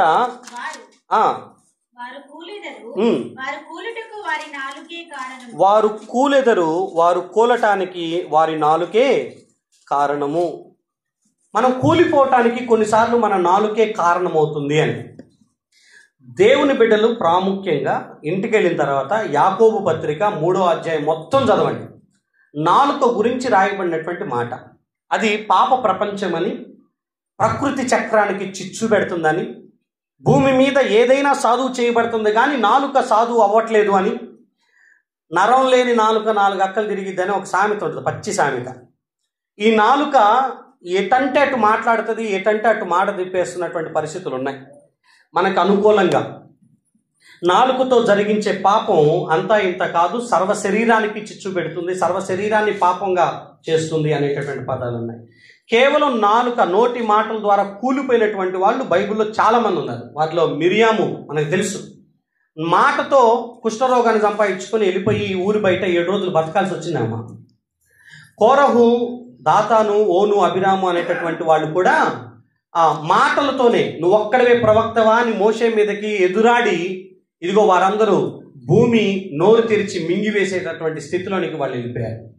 బైబిల్లో నోరు కుదరక మాట్లాడి జీవితాన్ని పాడు చేసుకున్నటువంటి వాళ్ళు చాలామంది. ఇక్కడ కూర్చున్న మీతో కూడా మాట్లాడుతున్నాను. భక్తిలో నోటిని కాపాడుకోవటం అనేది చాలా ఉత్తమమైనటువంటి పని. అందుకే యాకోబు 1వ అధ్యాయంలో ఒక చక్కటి మాట మాట్లాడతాడు చూడండి. మనం మాట్లాడుటకు నిదానించాలంట, వినుటకు వేగిరపడాలంట. 19వ వచనం చదువుతారా? 19వ వచనం. మీరు ఈ సంగతి ఎరుగుదురు గనక ప్రతి మనుషుడు వినుటకు వేగిరపడాలి, మాట్లాడుటకు నిదానించాలి, కోపించుటకు నిదానించువాడునై ఉండాలి. అంత మాత్రమే కాదు, నోటికి కళ్ళెం పెట్టుకోకపోతే మన భక్తి వ్యర్థమైపోతుందని 26వ వచనం చూడండి. ఎవడైనను నోటికి కళ్ళెం పెట్టుకొనక తన హృదయమును మోసపరుచుకొనుచు భక్తి గలవాడనని అనుకుని ఎడల వాని భక్తి వ్యర్థమే అని రాస్తుంది. ఈ లేఖనాలన్నింటినీ మీరు ముందు పెట్టుకొని ఇంటికి వెళ్ళి దాన్ని ధ్యానం చేయండి. నోరుని అదుపులు చేయకపోతే, నోరు అదుపులో పెట్టుకోకపోతే మన భక్తి వ్యర్థమైపోతుంది, చేసేదంతా కూడా పాడైపోతుంది. ఇదిగో సుగంధ తైలం మంచి పేరుతో పోల్చబడింది కదా, కానీ అదే ప్రసంగి 10వ అధ్యాయం 1వ వచనంలో ఎవరు రాస్తుందో తెలుసా? ఇదిగో బొక్కావాలి తైలంలో చచ్చిన ఈగల పడుట చేత అది వాసన కొట్టినట్లుగా, అది దేనికి పనికిరానట్టుగా మన సుగంధ తైలం, మన పేరు, మంచి పేరు, భక్తి కలిగిన పేరు మనకి ఏదైతే ఉందో అది కేవలం నోటి మాట ద్వారా స్పాయిల్ అయిపోతుందని అంటే కొంచెం ఆలోచన చేద్దాం. దేవా, మాకు ఈ చచ్చిన ఈగ లాంటి నోటి మాటల యొక్క పొరపాటు ఇక మా జీవితంలో ఉండకుండా సహాయం చేయమని ప్రభుని వేడుకోవటానికి ప్రయత్నం చేద్దాం. భక్తి నోటికి కళ్యాణ్ణి ఇవ్వగలగాలి, వాక్యంతో నోటిని భద్రపరచుకోగలగాలి. సో 39వ కీర్తనలో దావీదు ఒక చక్కటి ప్రార్థన చేస్తారు చూడండి. 39వ కీర్తన 1వ వచనం దగ్గర నుంచి మీరు చదవండి. నా నాలుకతో పాపం చేయకుండా ఉండునట్లు నా మార్గాలను జాగ్రత్తగా చూసుకుంటాను. భక్తిహీనులు నా ఎదుట ఉన్నప్పుడు నా నోటికి చిక్కం ఉంచుకుందని అనుకుంటుని. నేను ఏమీ మాట్లాడక మౌనినైతిని, క్షేమమును గుర్చేనను పలుకక నేను మౌనంగా ఉంటిని అని రాస్తాడు. నేను నా నోటిని కాచుకుంటున్నాను, నా నోటిని జాగ్రత్త పరుచుకుంటున్నాను. భక్తిహీనులు ఉన్నప్పుడు ఇదిగో క్షేమాన్ని గురించి అయినా లేకపోతే ఇంకో దాని గురించి అయినా నేను మాట్లాడకుండా జాగ్రత్త పడుతున్నాను. కొన్నిసార్లు మనం మాట్లాడేటటువంటి మాటలు మీకు తెలీదు అవి ఏ విధంగా రెక్కలు కట్టుకొని చేరాల్సినటువంటి వ్యక్తుల దగ్గరికి చేరతాయో, ఎలా చేరతాయో తెలియదు. నువ్వు నీ భర్త గురించి మాట్లాడేదైనా ఒకరోజు నీ భర్త దగ్గరికి వెళ్ళిద్ది, నీ భార్య గురించి మాట్లాడేదైనా ఒకరోజు నీ భార్య దగ్గరికి వెళ్ళిద్ది, మీ తోటి విశ్వాస గురించి మాట్లాడేదైనా ఒకరోజు నా విశ్వాస దగ్గరికి వెళ్తుంది, సేవకుడి గురించి మాట్లాడిందైనా ఒకరోజు నా సేవకుడి దగ్గరికి వెళ్ళింది. తప్పదు, మనం మాట్లాడేసాం, మనకున్న ఎమోషన్ బట్టి అది ఏదో ఒక నాడు ఏదో ఒక రీతిగా మనకు చేరవలసిన చోటకి చేరింది. చేరిన తర్వాత అప్పటి వరకు మన మీద ఉన్న ఒపీనియన్ అంతా కూడా చేంజ్ అయిపోవటానికి కారణమైంది. సో కొన్నిసార్లు నోటి మాటల చేత నేను ఎంతమందిని కోల్పోయానో నాకు తెలుసు. అంటే చాలా దగ్గరగా ఉన్న వ్యక్తులను కూడా నేను దూరం చేసుకోవాల్సినటువంటి పరిస్థితి అయిపోయింది కేవలం నోటి మాటల ద్వారా. కరోనా టైంలో ఏదో కుటుంబ కలహాలు, ఏదో కుటుంబ వ్యవహారాలు, ఇక నన్ను బలవంతంగా మాట్లాడమనంటే తప్పదు కదా, నేను మధ్యలో ఉన్నాను కదా అని చెప్పేసి మాట్లాడిన విధానంలో ఒకళ్ళు చెప్పిన మాటను విని వీళ్ళని నేను అరవటాన్ని బట్టి వీళ్ళు చెప్పింది నిజం కాదని తర్వాత నాకు తెలిసినప్పుడు ఈ వ్యక్తులు నేను కోల్పోయినా. వాళ్ళందరూ ఒకటే అన్న, వాళ్ళందరూ అన్నారు ఓకే, కానీ మీరంటాం మాకు నిజంగా చాలా బాధ వేసిందని అన్నారు. సగం చచ్చిపోయినట్టు అయిపోయింది, మీ నుంచి నేను ఇది ఎక్స్పెక్ట్ చేయలేదన్నా, మీరు ఇట్లా అంటారని అనుకోలేదు నేను అన్న మాట. ఇక నేను ఇప్పటికీ ఆ వ్యక్తులతో నాకు ఆ క్లోజ్నెస్ లేకుండా అయిపోయింది, దూరం చేసుకోవాల్సి వచ్చింది. అంటే మాట్లాడుతున్నారు, ప్రార్థన చేయించుకుంటుంటారు, అన్ని విషయాలు చెప్తుంటారు, కానీ ఒకప్పుడున్నంత రేపో ఇప్పుడు లేకుండా అయిపోయింది. కేవలం అంటే నాకు చెప్పిన వ్యక్తుల మీద నాకున్న నమ్మకం అలాంటిది. నేను 3 సార్లు అడిగా, నిజంగా అన్నారా, నిజంగా అన్నారా, నిజంగా అన్నారా? అవును నిజంగా అన్నారు. నేను అడుగుతాను, నిజం చెప్పండి. అవును అన్నారు. దాన్ని ఆధారం చేసుకొని నేను మాట్లాడిన మాట తిరిగి వాళ్ళని కోల్పోయేటట్లుగా అయిపోయింది. కొన్నిసార్లు నోటి మాటలు మనుషుల్ని దూరం చేస్తాయి అంటే దూరం చేస్తాయి. దాని బాధితుల్లో నేను ఒకడిని. కొన్నిసార్లు కుటుంబాల్లో, కొన్నిసార్లు బంధువర్గాల్లో, కొన్నిసార్లు సంఘాల్లో, కొన్నిసార్లు స్నేహితుల మధ్యలో, కొన్నిసార్లు రక్త సంబంధికుల మధ్యలో వ్యక్తుల్ని కోల్పోవటానికి ఒకటే రీజను మన నోటి మాటలు. భక్తిహీనుల దగ్గర సంఘం గురించి మాట్లాడకూడదన్న ఇంగితం కూడా పనిచేయకపోతే ఎట్లా? ఈ 4 గోళ్ల మధ్యలోనే ఏదన్నా ఉండాల్సిన విషయాన్ని నలుగురు మధ్యలో పెట్టి, పంచాయతీలో పెట్టి సంఘం యొక్క పరువుని తీసే పరిస్థితులు తీసుకెళ్తే ఎట్లా? పౌలు గారు అంటారు, మీలో ఎవడు తీర్పు తీర్చేంత జ్ఞానవంతుడు లేడా? ఒకవేళ అన్యుడు మీకు వచ్చి మీరు దేవదూతలకే తీర్పు తీర్చే స్థితిలో దేవుడు మిమ్మల్ని పెడితే, మీకు అన్యులో వచ్చి తీర్పు తీర్చే స్థితిలోకి మీరు వెళ్ళిపోయారంటే దానికంటే నష్టపోవటం మేలు కదా, జరుమానా కట్టుకోవటం మేలు కదా అని అంటాడు. అంటే మీరు ఇంకొకరు చెప్పాల్సిన స్థితిలో నుంచి ఇప్పుడు మీకు ఇంకొకరు చెప్పాల్సిన స్థితిలోకి వచ్చారంటే దానికంటే నష్టపోవటమే మేలు అని కొరింథీయులకు రాసిన మొదటి పత్రికలో ఈ విషయాలు చాలా క్లియర్గా మాట్లాడతాడు. నేను మీతో అందరితో ప్రేమతో చెప్పేది ఏంటంటే, నోరు కాసుకోండి. నోటికి ఏం పెట్టుకోవాలి? మన పల్లెటూరులో వాళ్ళకి అది తెలుసు కదా, నోటికి కళ్ళెం అంటే ఏంది. అది నోటికి కళ్ళెం అంటే ఏందమ్మా? చిక్కం. దేనికి పెడతారు చిక్కం అసలు? గుడ్డెలెక్క, దుడ్డెలెక్క. సరే, పశువులకి ఏం పెడతాం?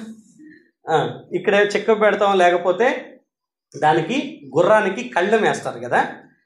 కళ్ళెం దేనికి వేస్తారు? అది చెప్పిన మాట వినాలి అని. దాన్ని ఇలా లాగితే ఈ ముగ్గురు రంధ్రాల నుంచి అది కోసుకొని అది గంతులు ఇటు మాపి అట్లా ఆగిద్ది. మరే బాధ పెట్టమాకు, నీ మాట ఏంటా అని. నీ నాలుగు కూడా ఒక కళ్ళెం ఉండి దాన్ని ఎప్పటికప్పుడు లాగుతూ ఉంటే అది నీ మాట వింటది. దేవుడు మనకిచ్చిన వాక్యం అనే కళ్ళెంతో మన నాలుకను భద్రపరుచుకుందాము గాక. నిలబడ్డ వ్యక్తుల దగ్గర నుంచి కూర్చున్న వ్యక్తుల దాకా అందరం ఇది ఒక్కటి కాపాడుకుంటే, ఇంకో సామెత ఉంటుంది కదా పద్మరాన్న, నోరు మంచిదైతే బాస్ ఏందంట అంతే. నాకు అంతే కదా, మన ఏముండాలి మంచిగా, అట్లని క్లోజ్ చెప్తూ గడుక్కునేది. మాట మంచిగా ఉండాలని అర్థం. ఏంటంట మంచిగా ఉంటుందా మరి ఈరోజు నుంచి? చెప్పు, నోరు మంచిగా ఉంచుకుంటావా? హల్లెలూయా. మీరు కోలకుండా ఉండునట్లు మీ నోరు బాగుగా ఉండునుగాక. చెప్పరు మీరు? హల్లెలూయా. మీ నోరుని కాపాడుకొందురుగాక. నరహత్య చేస్తున్నాడు అని రాస్తుంది. నరహత్య చేశాడంట. నరహత్యలో 2-3 రకాలు ఉంటాయి. మనం కత్తితో పొడవటమే నరహత్య అనుకుంటున్నాం. అలాంటి ఎవరైనా మర్డర్ చేసిన వాళ్ళు ఉంటే, కిల్లర్స్ ఉంటే దేవుడు మిమ్మల్ని మార్చును గాక. అలాంటి వాళ్ళు లేకపోతే మాకు దానికి సంబంధం లేదన్నా అని అనుకుంటే మరొక 2 మాటలు మాట్లాడతా. కత్తితో పడకపోయినా మాటలతో పొడిచి చంపేవాడు కొంతమంది ఉంటారంట. రండి సామెతల గ్రంథం దగ్గరికి రండి, మీకు ఈరోజు ఈ మాట చెప్తా. 12వ అధ్యాయం 18వ వచనం చూడండి. 12వ అధ్యాయం 18వ వచనం. సామెతలు 12:18. కత్తిపోటు వంటి మాటలు పలుకువారు కలరు. ఇక్కడ చాలా క్లియర్గా కత్తిపోటు వంటి మాటలు పలికే వాళ్ళు ఉన్నారంట. అంటే వీళ్ళు పొడవాల్సిన అవసరంలా, మాట్లాడితే చచ్చిపోతాం మనమే. ఊరేసుకుంటాం, తగలబెట్టుకుంటాం, కరెంట్లో ఏళ్ళు పెడతాం, పురుగుల మందు దాగేస్తాం, ఎండ్రిని తాగుతాం, ఎలుకల మందు తాగుతాం, గులకలు వేసుకుంటాం, చచ్చిపోతాం అంతే. దేనికి? నువ్వన్న మాటలు అలాంటివి. ఎక్కడ టచ్ అవ్వాలో అక్కడే టచ్ అవుతాయి నువ్వు మాట్లాడితే. ఏంటంట మీకున్న జ్ఞానం ఏంటంటే ఎప్పుడూ నోరు తెరుస్తారు, తెరిచిన రోజు చచ్చిపోతాడు. నా గురించి అలాంటి పేరే ఒకటి ఉంది. అప్పుడప్పుడు నా భార్య ఎలాగనేది, నువ్వు మాట్లాడితే చచ్చిపోవాలనిపించింది, నువ్వు అట్లా అన్ని అడగమాకాను. అడగొద్దనంటే ఎట్లా అడగాలి కదా అనంటే నువ్వు అడిగే తీరు చచ్చిపోవాలనిపించేటట్టు అడుగుతున్నావు అని. ఓహో ఇలా కూడా ఉంటుందా అని. అంటే అడగటంలో కూడా కొంత ఏదో నేర్చుకోవాలని. మన మాటల వల్ల ఎదుటోళ్ళు బాధపడతారు, గాయపడతారు, చాలా గాయపడతారు.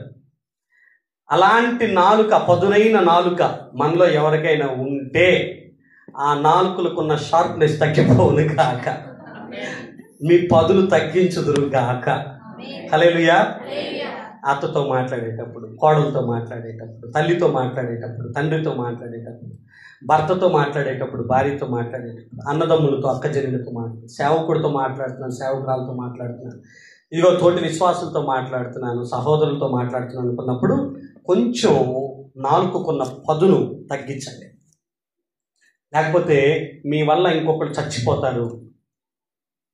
మీ వల్ల శారీరకంగా చచ్చిపోయేవాళ్ళు, ఆధ్యాత్మికంగా చచ్చిపోయారు. మీ మాటల వల్లనే మందిరానికి వాళ్ళు మానేసి లోకంలో కలిసిపోయారు అని తెలిసిన రోజున కుమిలి ఏడుస్తారు. మనం నిజంగా లిటరల్గా ఏడుస్తాం. మన నోటి మాటల వలన ఏ ఆత్మీయుడు వాడి ఆధ్యాత్మిక జీవితాన్ని చంపుకోకూడదు. మందిరానికి వస్తే మమ్మల్ని ఇలా అన్నారన్న, అందుకే మేము ఆగిపోయాం అని చెప్పిన పరిస్థితే కనుక నీ వల్ల కలిగితే, మందిరానికి వస్తే మమ్మల్ని ఈ మాటలు అన్నారు అని కనుక వస్తే, నేనేమంటానంటే నా ప్రియదేవుని బిడ్డ, మన మాటల వలన ఎదుటివాడు చస్తాడు అని బైబిల్ చెప్తే ఆ మాటల్ని మనం కొంచెం జాగ్రత్త పరచుకోవాలి. చాలా వారి నాలుక కింద ఖడ్గం ఉన్నది అని ఉంటుంది కీర్తనలో. వారి నాలుకల కింద ఖడ్గం ఉందని, వాళ్ళ నాలుకల కింద ఆయుధాలు పెట్టుకున్నారు, చంపేస్తారు మాటల చేత. కొంచెం ఆచితూచి మాట్లాడదాం.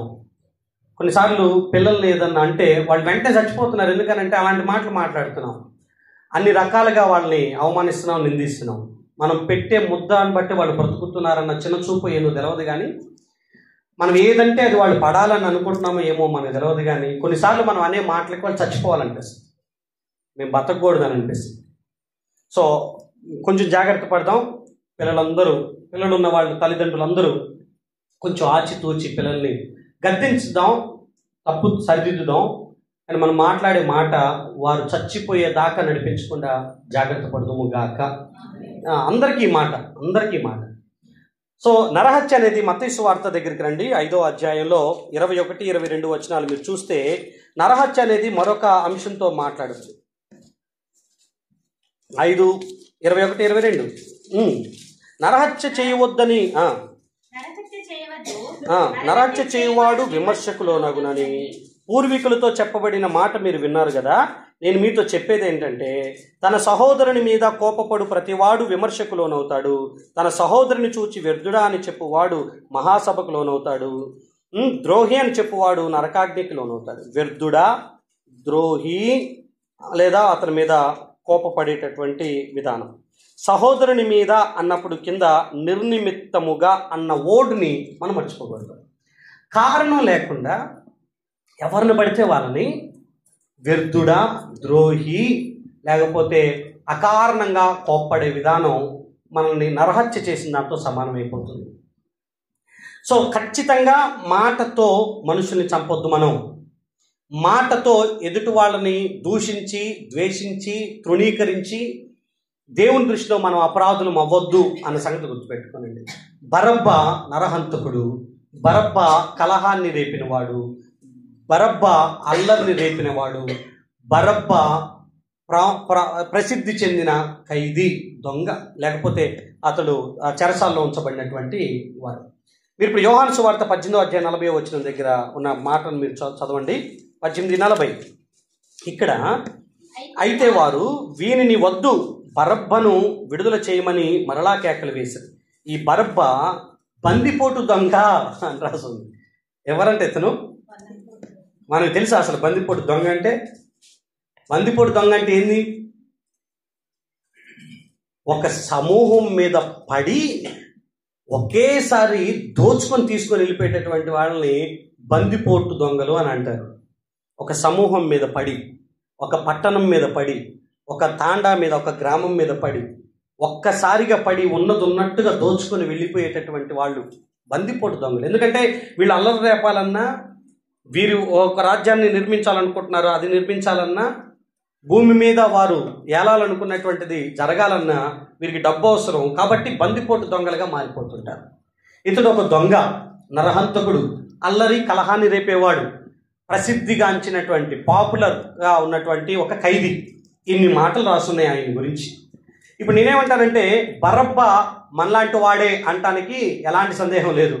మనం కూడా పేరు కోసం ప్రాకులాడేటటువంటి ఆ జాతిలోనే మనం కూడా ఉన్నాం. దానికోసం ఏదైనా చేస్తాం. మనం కూడా అవసరమైతే భక్తిని తాకట్టు పెడతాం, అవసరం అనుకుంటే పరిశుద్ధతను తాకట్టు పెడతాం, అవసరం అనుకుంటే ఎదుటివాడిగా మనం ఏది చేసైనా పేరు సంపాదించుకోవడానికి ప్రయత్నం చేస్తాం. ఇంకా చెప్పాలనంటే, మనము మాటలతో చంపటమో లేకపోతే అల్లరి రేపటమో కలహం రేపటమో చేస్తున్నాం. మనం దొంగలము అనేటటువంటి మాట బైబిల్ కూడా మాట్లాడింది కొన్ని సందర్భాలు. నేను ఎవరిది దోచుకోలేదు. 10 ఆజ్ఞల్లో ఒక ఆజ్ఞ ఏంటి? లాస్ట్ది, నీ పొరుగువాడిది ఏది ఆశించకూడదు. పొరుగువాడిది ఏది ఆశించకూడదు. ఆశిస్తే నెక్స్ట్ జరిగేది ఏంది? దొంగతనమే. మనకున్నటువంటి ఆజ్ఞల్లో వ్యభిచరించొద్దు, నరహత్య చేయొద్దు, దొంగిలించొద్దు. అంతేనా? 10 ఆజ్ఞలు చెప్పండి. నేను తప్ప, విగ్రహారాధన, నా నామాన్ని, విశ్రాంతి దినాన్ని, తల్లిదండ్రుల్ని, నరహత్య, వ్యభిచారం,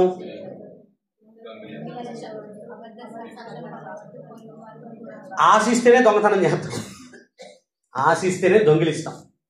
ఆశ పడలేదనుకో, ఎదుటివాడికి నాకెందుకు అనుకుంటే అసలు దొంగతనానికి ఛాన్సే లేదు.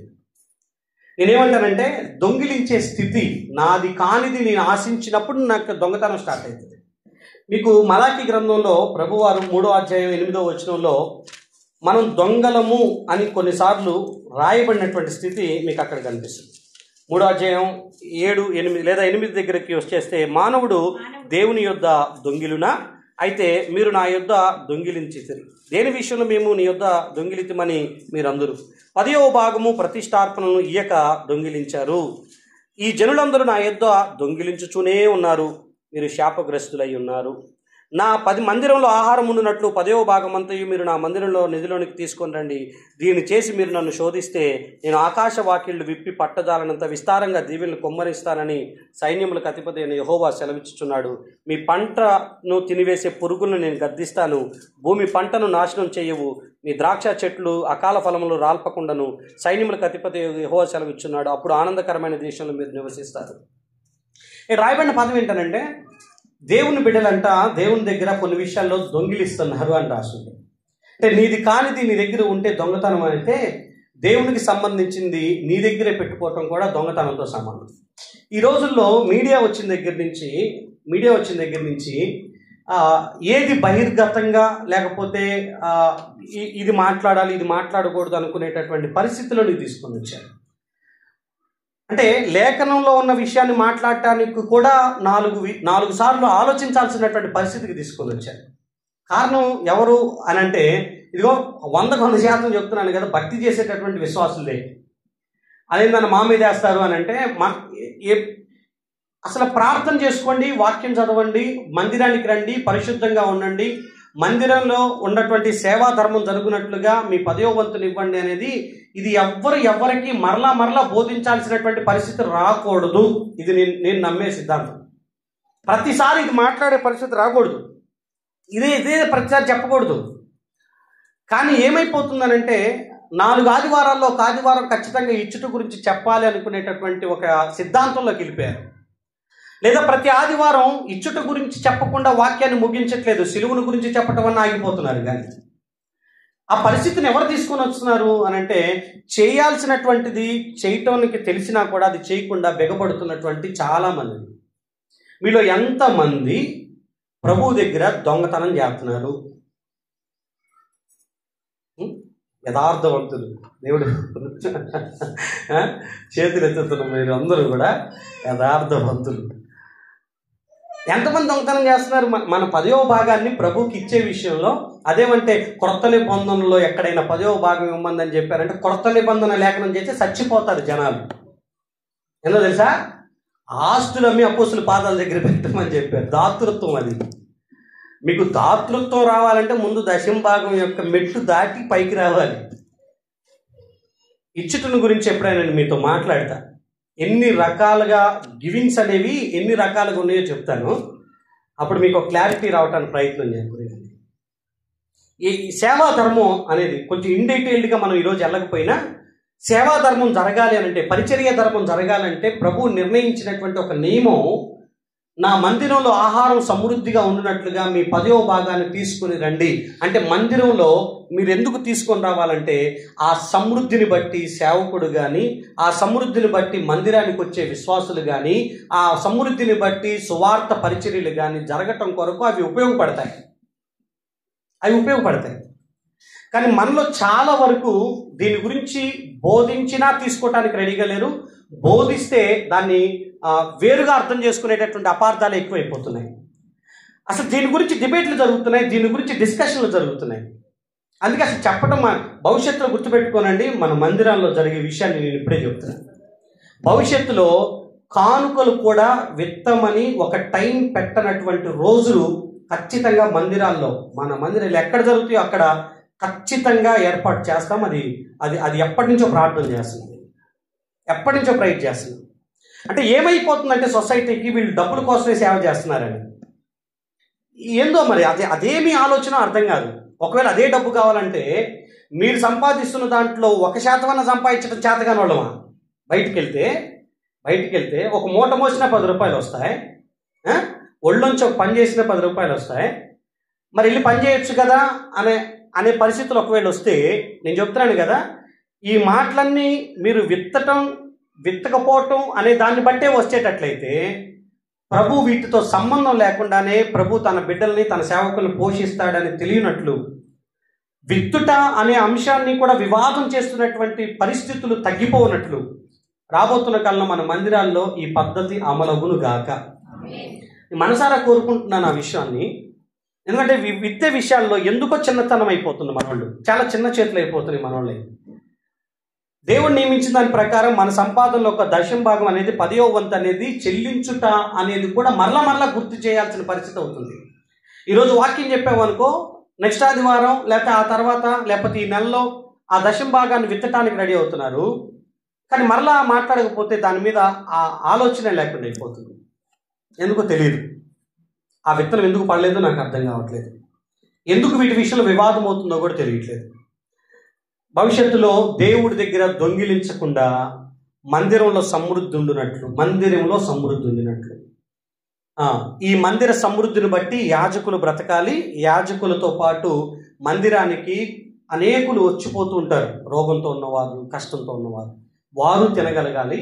లేకపోతే సువార్తకి ఆ డబ్బు ఉపయోగపడగలగాలి, మందిరానికి ఉపయోగపడగలగాలి.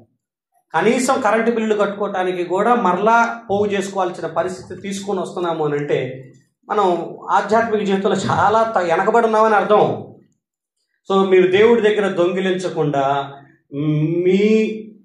మీ దగ్గర ఆగిపోయినటువంటి దేవుడి ధనాన్ని మరలా దేవుడి దగ్గర తీసుకొచ్చుదురు కాక. మనసు కష్టంతోనే చెప్తున్నాను ఈ మాట. కానీ సేవకుడిగా నేను గుర్తు చేయకపోతే కష్టం. నేను నమ్మకంగా చెప్తున్నాను కదా, భవిష్యత్తులో ఏదో ఒక మూలన డబ్బా ఉంటుంది, ఇష్టం ఉంటే దాంట్లో వేసుకొని వెళ్ళిపోతారు, ఇష్టం లేకపోతే అసలు ఆ అంశం గురించి ఉన్న ప్రస్తావన కూడా దానికంటూ ఒక పాట పాడాలి, దానికంటూ ఒక టైం కేటాయించాలనేది కూడా లేకుండా ఈ విలువైన సమయాన్ని పూర్తిగా వాక్యానికే కేటాయిస్తూ దానికి ప్రాధాన్యతను తగ్గించే రోజులు రాబోతాయి. దానికోసం కావాల్సిన ప్లాట్ఫామ్ అంతా రెడీ చేస్తున్నాను. నా ఒక్కడి గురించి అని కాకపోయినా సేవ చేయడానికి వచ్చే సేవకులందరూ కూడా ఆర్థిక భరోసా కలిగి ఉండేటటువంటి ఒక ప్లాట్ఫామ్ రెడీ చేస్తున్నాను. అంటే వారికి ఖచ్చితంగా నెలకి ఇంత వాళ్ళకు వచ్చేటటువంటి పరిస్థితి ఆర్థిక భరోసాను ఏర్పాటు చేస్తే ఇక అప్పుడు ఎవరి దగ్గర చిన్నతనంతో బ్రతకాల్సిన అవసరం లేదు సేవకు. ఓ ప్రభు ఆ విధంగా సహాయం చేయడు గాక. హల్లెలూయా. ఈరోజు నేను ఉంటా, నేను చేస్తా, ఇంకొకళ్ళు వస్తారు, వాళ్ళు ఉంటారు, వాళ్ళు సేవ చేస్తారు. రేపొద్దున వాళ్ళని చిన్నతనంగా చూసి సేవకుడు అంటేనే, యాజకుడు అంటేనే వాళ్ళకి ఇవ్వాల్సిన గౌరవాన్ని ఇవ్వటానికి ఎక్కడ వెనకాడుతున్నారు అని అంటే ఈ డబ్బుల దగ్గరే. అందుకే పెళ్ళిళ్ళకి ఫీజులు అడుగుతున్నారు, సావులకి ఫీజులు అడుగుతున్నారు, ఇంట్లో కుటుంబ ప్రార్థన పెడితే ఫీజులు ఇవ్వాలనుకుంటున్నారు. ఏదో అంటే సేవకుల రాక ఆర్థిక లావాదేవీలతోనే ముడిపడి ఉందన్నటువంటి భావన ఆయా చోట్ల వింటున్నప్పుడు బాధ అనిపిస్తుంది. సో మీ గుప్పెళ్ళు దేవుని సన్నిధిలో సమృద్ధిగా ఉండేటట్లు విత్తబడును గాక. పాస్టర్ గారు ఏముందిలేవా, ముందు మనం పోగు చేస్తున్న డబ్బులు మందిరంలో ఏమి లేవో అవి చూడాలి. అసలు నాకు అర్థం కాని ఏంటంటే మందిరంలో ఏమున్నాయో ఏమి లేవో అని ఆలోచించే అంత మనస్సు కలిగినటువంటి వాళ్ళు మందిరం నడిపించబడుతున్నటువంటి సేవకుడికి ఏం చేయాలనే ఆలోచన కూడా మీ మెదడులోకి రాకపోవటం నాకు విస్తు కలిపింది, ఆశ్చర్యం అనిపించింది. దేవానికి వందనాలు అనుకొని పక్కకి వెళ్ళిపోయినా నేను. నాకు భలే ఆ విషయంలో ఒక అసలు ఎందుకని ఈ ఆలోచన రావట్లేదు పిల్లలకి అని.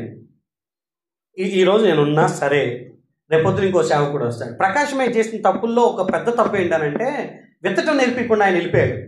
ఆ చెట్టుని ఇప్పుడు భరించాల్సి వస్తుంది అంతే. రేపొద్దున నేను పెంచి పోషించే ఈ చెట్టు కూడా ఇంకొకటికి ఎండబడేటట్లు వచ్చింది అనుకో, వాళ్ళు కూడా ఉండరు మన మధ్యలో. అన్ని చోట్ల సంఘాల్లో ఈ ఒక్క చోటే నలుగురు వస్తారు కానీ ఏ ఒక్కళ్ళు ఈ ఊర్లో ఉండరు. బాధ అనిపించేది ఏంటంటే ఈ ఊర్లో ఒక్క సేవకుడు ఉన్నాడు కానీ ఈ ఊరికి నలుగురు సేవకులు వచ్చిపోతుంటారు. రాబోతున్న కాలంలో మీ మధ్యలోనే ఒక సేవకుడు కుటుంబంతో సహా ఉండగలిగే స్థితి మనకు వచ్చును గాక. హల్లెలూయా. ప్రార్థన చేసుకుందాం. ఈ ఒక్క మాట, యేసు కావాలా బరబ్బా కావాలా అన్న విషయాన్ని. ఇవన్నీ బరబ్బాలో ఉన్న లక్షణాలు. యేసు ప్రభు బోధించాడు, సహాయం చేశాడు, మంచి మాటలే చెప్పాడు, ఇతరులకు మేలు చేయమనే చెప్పాడు, ప్రేమ కలిగి క్షమించగలిగి సహాయం చేయాల్సిన మనసే ఆయనకుంది తప్ప ఏనాడు వ్యతిరేకంగా మాట్లాడిన పరిస్థితులు లేవు. మంచి లక్షణాలు ఉన్నటువంటి ఈయన కావాలా, చెడ్డ లక్షణాలు కలిగిన ఆ వ్యక్తి కావాలనంటే ఆ వ్యక్తే కావాలని కోరుకున్నారు. రూతు ఓర్పాలకి చాయిస్ వచ్చింది, చూస్ చేసుకునే ఛాన్స్ ఒకటి వచ్చింది. ఇంటికి వెళ్తారా, ఈ దేవుడి దగ్గరే ఉంటారా? ఓర్పా తీసుకునే నిర్ణయం మనకు తెలుసు, రూతు తీసుకున్న నిర్ణయం మనకు తెలుసు. మోషే దగ్గరికి ఒక ఆపర్చునిటీ వచ్చింది. ఐగుప్తు ధనం కావాలా, క్రీస్తు విషయమైన నింద కావాలా? క్రీస్తు విషయమైన నిందే గొప్ప భాగ్యం అనుకున్నాడు ఆయన. వారు చూస్ చేసుకున్నారు. ఏశావు ముందు 2 ఆప్షన్స్ వచ్చినాయి. ఒక పూట తిండి కావాలా, జ్యేష్ఠత్వం కావాలా? నాకు ఒక పూట తిండే కావాలి, ఒక్క పూట తిండే కావాలి. ఇది వారి కళ్ళ ముందు వచ్చినటువంటి విషయం. యోసేపు కూడా ఒక ఆఫర్ వచ్చింది. పాపం కావాలా, లేదా ఆ పాపం నుంచి తప్పించుకుంటే వచ్చే చెరసాల కావాలా అని అంటే చెరసాలకైనా రెడీ అయ్యాడు కానీ పాపానికి రెడీ అవ్వలేదు ఆయన. షడ్రక్ మెషక్ అబేద్నెగోలకి అగ్నిలో పడతారా, రాజు చెప్పినట్లు దేవునికి వ్యతిరేకమైన పని చేస్తారా? అగ్నిలో పట్టడానికి మేము రెడీ అని అన్నారు. ప్రార్థన మానేస్తావా, సింహాల బోన్లోనికి వెళ్తావా? సింహాల బోన్లోనికి వెళ్తాను కానీ ప్రార్థన మాత్రం వీళ్ళు వాళ్ళ ముందుకు వచ్చినటువంటి చాయిసెస్ని కరెక్ట్గా సెలెక్ట్ చేసుకున్నారు. ఎంపికను బట్టి మీ మనస్తత్వం తెలిసింది. ఈరోజు ఈ వాక్యం విన్నటువంటి మీరు ఎవరిలా బ్రతకాలనుకుంటున్నారో, ఏ జీవితాన్ని మీరు కావాలనుకుంటున్నారో అన్న దాన్ని బట్టి మీ మనస్తత్వం నిర్ణయించబడుతుంది. కనుక జీవితంలో కొన్ని నిర్ణయాలు మంచివి తీసుకోవటానికి ప్రయత్నించండి. తద్వారా మీరు దేవుని దృష్టిలో ఘనమైన వారిగా ఎంచబడతారు, దీవించబడతారు. దేవుడి మాటలు దీవించిన గాక. మోకరించండి, కళ్ళు మూసుకునండి, ప్రార్థన చేసుకుందాం. పరిశుద్ధుడా, మీకు వందనాలు. ఈ సమయంలో పరిశుద్ధ నామమున చేరి ప్రార్థన చేస్తున్నాను. నా యేసయ్య, బరబ్బా చావాల్సిన వాడు, కానీ అతని ప్లేసులో యేసయ్య శిలువ మరణాన్ని పొందాడు. చరిత్ర ప్రకారం బరబ్బా విడుదల చేయబడిన వెంటనే యేసు ప్రభు శిలువ మోస్తూ కొండకి వెళ్తుంటే ఆయనను వెంబడిస్తూ వెళ్ళినటువంటి వారిలో బరబ్బా కూడా ఉన్నాడని, ఆయన కొట్టబడటం, అవమానించబడటం, నిందించబడటం, నగ్నంగా వ్రేలాడదీయబడటం, మొలలు చేతుల్లో కాళ్ళల్లో దిగగొట్టించుకొనటం, ఆకాశానికి భూమికి మధ్యలో వ్రేలాడుతూ అనేకుల చేత ఉమ్మివేయబడుతూ, చేదు చిరుకను అందిస్తూ, బల్లెముతో పొడవబడుతూ, కిరీటం పెట్టబడుతూ, అన్ని రకాలుగా వేధించబడుతున్నటువంటి ఆయన స్థితిని కన్నులారా చూసినటువంటి బరబ్బా, అయ్యో ఆ స్థానం నాది, నేను పొందాల్సిన గాయాలు, నేను పొందాల్సిన అవమానాలు, నేను పొందాల్సిన శిక్ష ఇప్పుడు నా స్థానంలో ఆయన పొందుతున్నాడు. అది కన్నులారా చూసినటువంటి అతను ఆ స్థానాన్ని విడిచి ఇదిగో ఒక 20 దినాల ప్రయాణం ఆయన జరిపించుకుంటూ వెళ్ళాడంట. దాదాపుగా ఒక 600 కిలోమీటర్ల అవతల యెరూషలేముకి దక్షిణాన ఒక చిన్న కుగ్రామానికి వెళ్ళి అక్కడ తన జీవితాన్ని ఎక్కడ ప్రారంభించాలో, ఎలా ప్రారంభించాలో తెలియని స్థితిలో ఒక ఇంట చేరి ఆ ఇంటిలోనే వారు పెడితే తిని అక్కడే ఉండిపోయాడంట. ఆ ఇంట్లో ఉన్న స్త్రీకి ఒక 3 ఆడపిల్లలు, ఒక మగ పిల్లవాడు.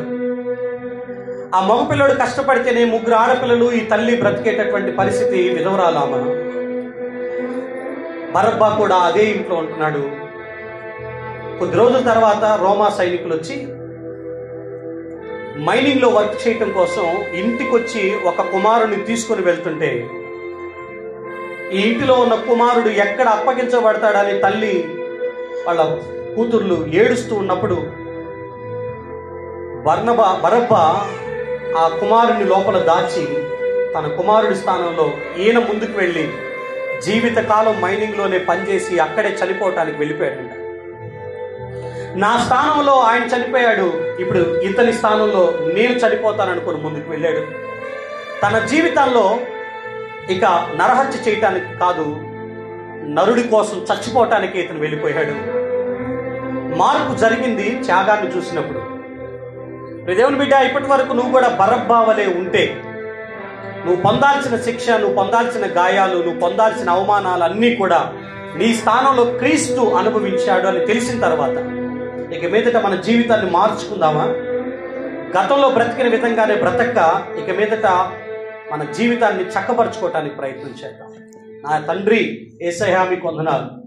మా పిల్లలు జాగ్రత్తగా వారి జీవితాన్ని ముందుకు తీసుకుని వెళ్ళడానికి సహాయం చేయమని, బరబ్బా వలె కాక మీ వలె బ్రతికే భాగ్యం అనుగ్రహించమని, సరైన నిర్ణయాలు, సరైన ఎంపికలు మా జీవితంలో గొప్ప స్థానంలో నిలబెట్టడానికి మాకు కారణమవుతాయి.